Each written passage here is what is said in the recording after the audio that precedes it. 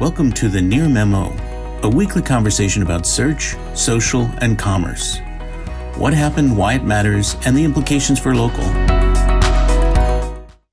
On the point of AI and image recognition and computer vision, Mike, you wanted to talk about an article or the subject matter of an article that appeared in the New York Times, I believe, this week about a father who took a picture of his son's pelvic area. There was some sort of infection or problem. He sent the picture to the advice nurse.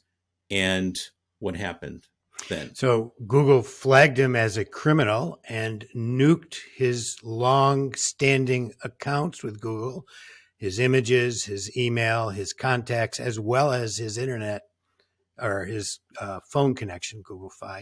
He's an Android user. Yeah, he was all in on Google. Google. That'll teach him.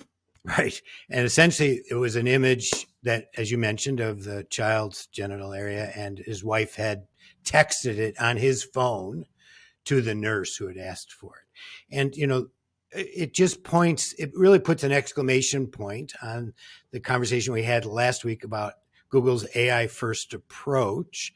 Last week, I said that if you're going to take an AI first approach, you really have to have a system of human curation and recovery and an alternative. This points out that even human curation is largely inadequate in areas where humans aren't adequately trained to deal with it.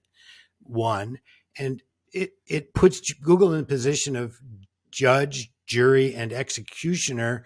And as a monopolist, that role is antithetical to the concepts in our society of innocent until proven guilty and guilty beyond a reasonable doubt. Here, you're guilty by a statistical algorithm that's only right 75 or 80% of the time, and yet you're still paying a price. So while child pornography is an important issue and imagery in that is essential, Apple takes a different approach. For example, they look at known pornographic images, take a hash of it, or at least in their proposed system, they haven't done it yet.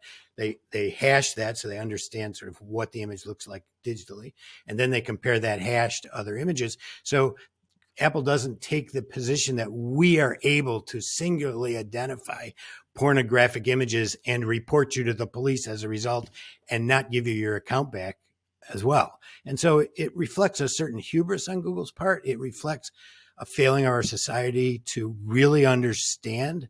And I see this every day in the forums at Google, and this hubris filters down to create inequitable outcomes in the local space every day around reviews, around suspensions, around posts. People don't know why Google does what they do.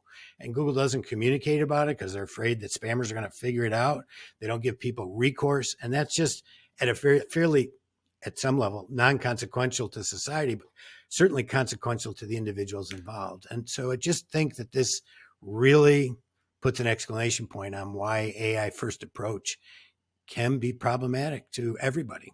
Let me be devil's advocate, Mike. Sure. Google is a global company dealing with billions and billions of user interactions every single day and enormous volumes of content being uploaded in different places. And of course I agree that there need to be humans in the background making a sincere effort to resolve issues.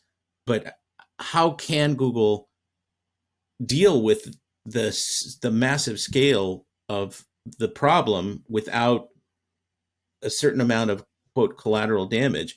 And they're under pressure in the EU to, under the Digital Services Act and the Digital Markets Act, to get rid of counterfeiting, to get rid of illegal content, which is broadly defined.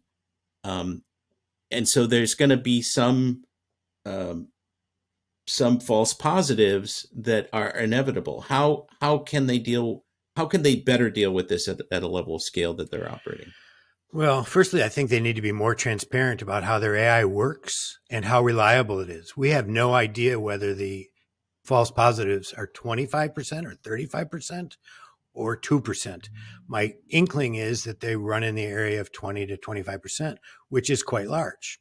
And I think that they are perfectly happy with a 20% false positive rate, but we don't know that. So they're not transparent. They're not transparent in how it's trained.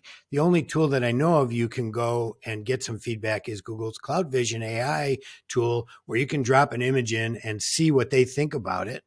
But now they put that behind a paywall. So even that. So providing another, so they could be, one, transparent about how good they are at it, which I don't think they're that good. Two, they could be more transparent about what they understand things to be, so that people could have a automated recourse. And I think they could invest significantly more in customer service and curation, so that people could actually get an answer. It's like, why should they have to be forced? Well, Google has never done that. They've never done it. That's right. They've So never done customer they make service. plenty of money. They can do it. And so that's all on the stuff that's sort of non-consequential, say business stuff.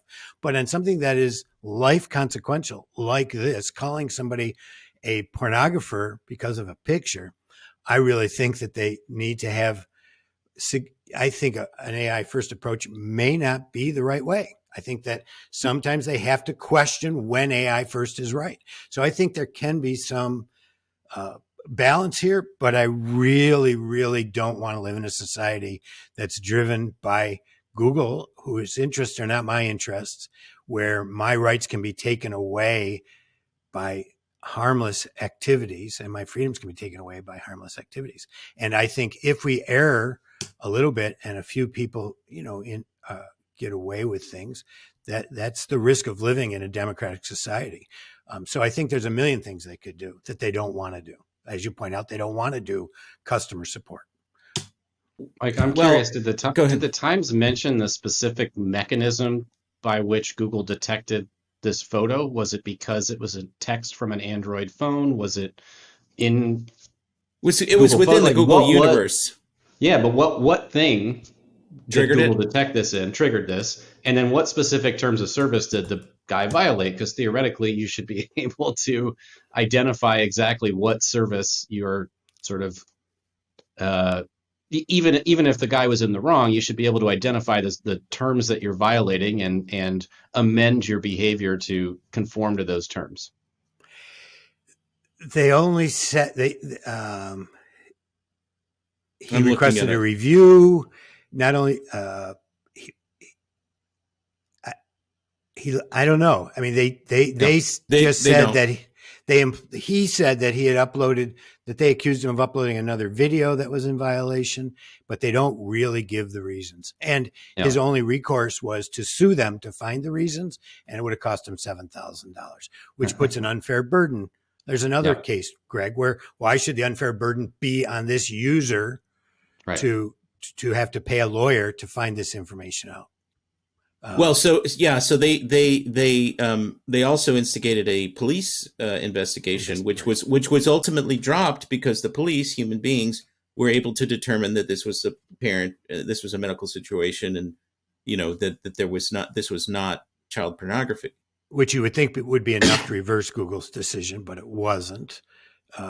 Again, raising other questions about their curation process. Well, and what's striking to me also about this is that, this is a point that the FTC has made in various missives and filings that they've put out about monopoly power, is that whatever our feelings about Google and Facebook and other sites in comparable positions, we don't really have a choice not to use these tools. I mean, you can use a different search engine.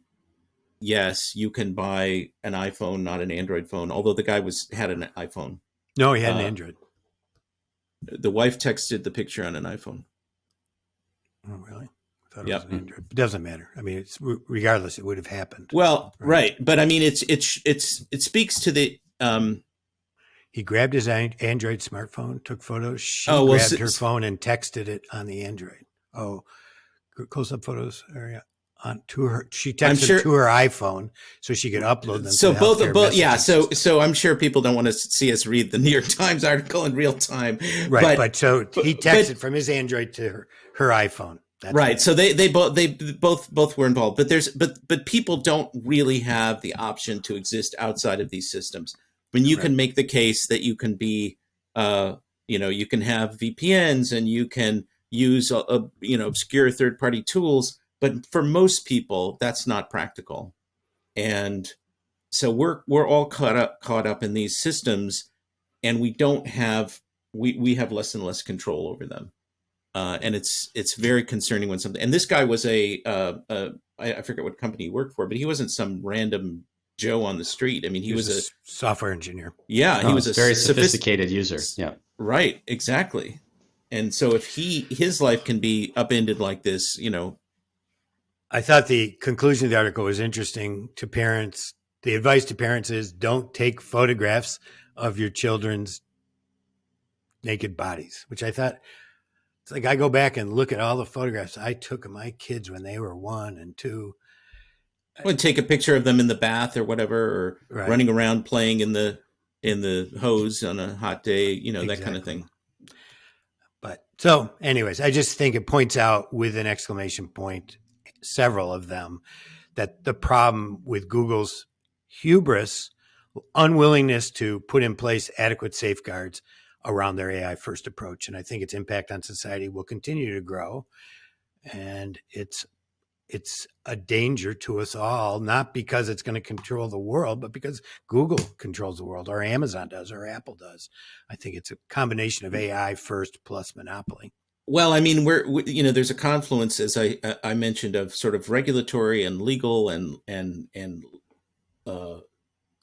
litigation pressure on these companies at the same time that sort of AI is kicking in as the primary mechanism for compliance. And so we talked about the missing reviews and the sort of the blunt instrument approach that Google is starting to take. There was a conversation on LinkedIn. Somebody I used to work with at Uberall was saying he was a level 9 local guide.